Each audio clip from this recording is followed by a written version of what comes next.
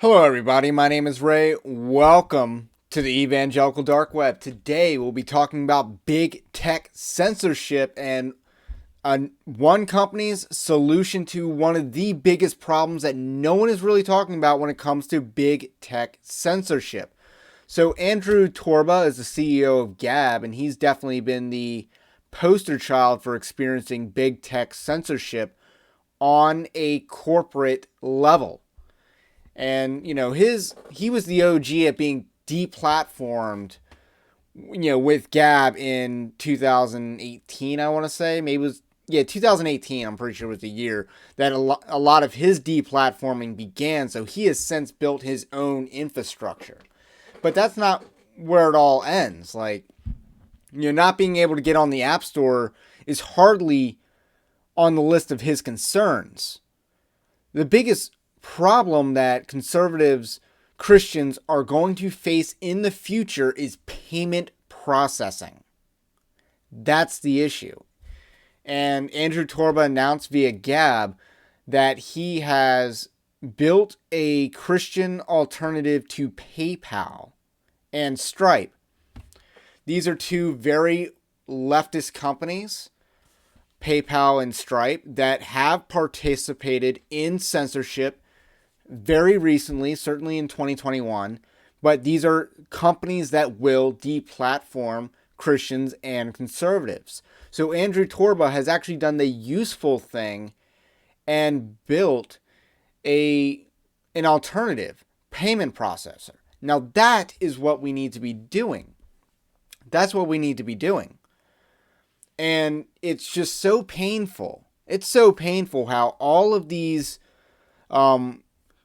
conservatives want to build alternative social media platforms.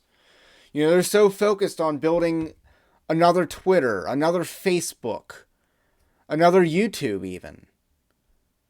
When the real issue is, no matter how many different social media alternatives you build, if you don't think one of the existing alternative social medias has solved the problem of big tech censorship, then you aren't even you aren't even going to use the social media platform you would build. You wouldn't use that one because that one's already been built.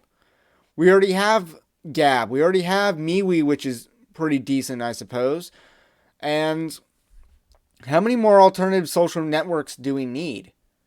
We have the MyPillow guy, Mike Lindell, wanting to build Frank Speech, which is a giant vanity project. I have seen, and then we have the most recent edition of Getter, which is just a massive grift.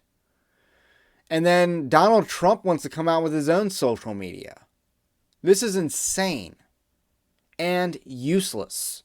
Whatever problems exist with social media, alternatives have already been built to remedy the problems. If you're not using them, that's a you problem.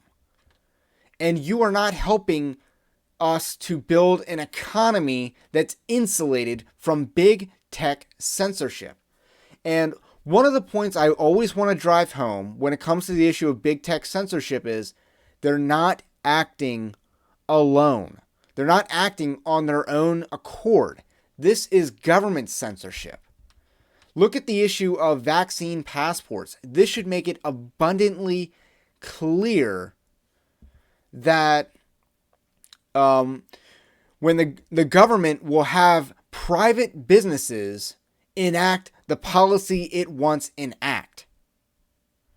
So with vaccine passports, we see that, the government's like, we're not going to impose vaccine passports.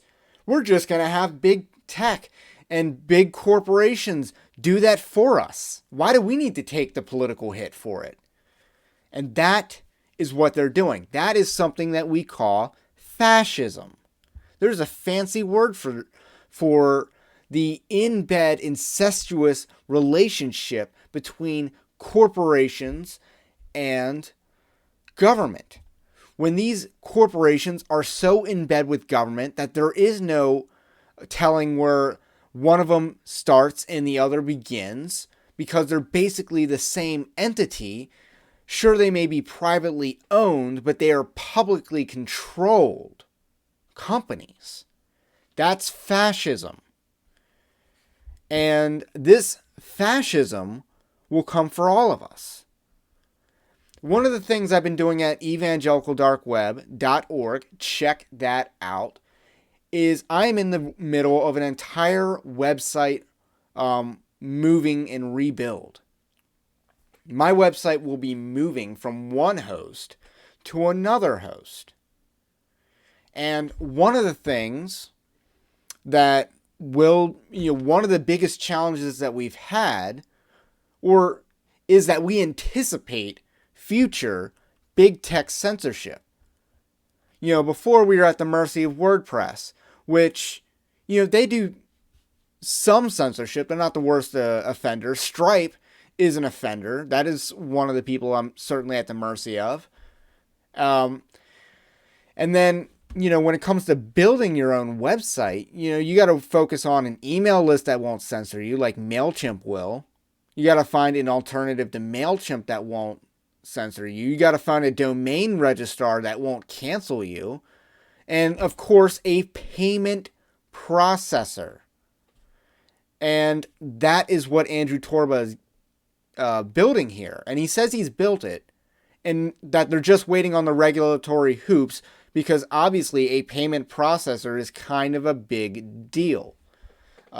So there's going to be some regulation around that. If I want to start my own bank, I'd have the same issues. But that's what we needed. And that's one of the biggest puzzle pieces for everyone in this industry. Like, obviously, I know that for the time being, I built a platform on YouTube, and I'm a dependent on YouTube. But I also have my own website, evangelicaldarkweb.org. So I've never, I don't need YouTube to get a message out. I've already built my own platform. And, and that's kind of what we got to do, is build our own platform. And a big part of that platform building is payment processing. That's huge. That's huge. You can't deny that that's huge. Because no offense to Bitcoin bros out there, but I'm not converting cash to Bitcoin to spend it on a product, to convert it back to a product again and use it as a medium exchange. No offense to Bitcoiners or anyone like that, but to me, that is an unregulated stock, and I'm not going to use it as a medium of exchange. I use it as a short-term investment. And I'm currently not having fun buying the dip, although Ethereum just went up, so that's good news. That's good news. So I just, that, and then of course, any website that's using Zelle or Cash App to accept payments, I'm not touching that because that's shady. So we need something reputable. We need something that's doesn't get lost in transaction fees. And that's what Andrew Torba sounds like he's built. And I'm very happy that he's doing something that's useful and not something that's a vanity project. Donald Trump building a social media site is a vanity project. It doesn't help us. It's useless. Whoever built Getter was building a vanity website. And I believe that was like a Trump staffer. Mike Lindell's Frank speech is a vanity project. We need to have our own servers, a domain registrar that won't cancel us, or at least a host server that won't cancel you either. Those exist. You got to have a mailing website platform that won't cancel you, like MailChimp. You need to have a payment processor that won't cancel you. You need to have, established social media that won't cancel you. I understand that that's pretty much impossible because no matter how many websites alternatives are built, people don't use them. And I encourage you to get on platforms like Gab. I encourage you to get on platforms like MeWe. Both of my socials on those websites are linked in the description below. And I can't get on Rumble just yet. Like, that website's very confusing to me. So I don't back up any of my videos on Rumble. Maybe I should. Maybe I should do that. But one thing I've noticed about Rumble is you can get thousands of views on a video And that won't translate to any subscriber growth. So I don't know how useful Rumble is as a platform. So again, be useful. That is my advice to any aspiring entrepreneurs out there. You gotta be useful. And if you are trying to start a business, I also recommend you need to insulate yourself from big tech and its incestuous relationship with big government. You need to insulate yourself as much as you can from these forces. Yeah, I'm trying to do that with my own site, my own platform. I recognize that YouTube is not following that advice all that much, but that's where the eyeballs are. So, and the alternatives just, they don't even match it. It's not even close. And I think Gab TV might actually be the best YouTube alternative I've seen, because Vimeo is garbage, and they censor as well. Rumble, it's not that user friendly in my opinion, and it doesn't translate to subscriber growth. And BitChute, I haven't used that in a long time. So we need to be useful in pursuing entrepreneurial ventures in building up our own separate economy. And that's what Andrew Torba is doing. And that's why I really like the guy. I really hope his faith is genuine, because that's someone I definitely want to talk to someday. So I really like what Andrew Torba is doing. He gets a seriously negative reputation for Gab. I mean, he's getting trashed by politicians left and right for supposed anti-Semitism. It's not that rampant, but when you look at Twitter where there's child porn, and, it's just a porn fest. Like, how do you think I know so much about OnlyFans and stuff like that? It's because it's like all this stuff is on Twitter. And furries and stuff like that. It's all on Twitter. So, content-wise, Gab is way cleaner.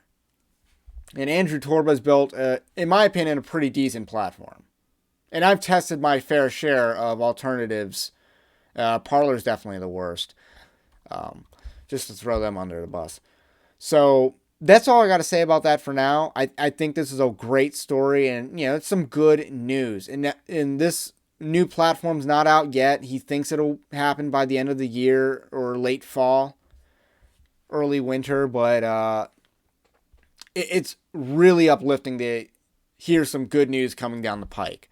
And I like what Andrew Torba's doing. So that's all I got to say about that. My name is Ray. If you like this video, like the video as well. Early likes really help drive up that YouTube magical algorithms that we all love and are controlled by. And let me know what you think in the comments section, and I will catch you on the next one.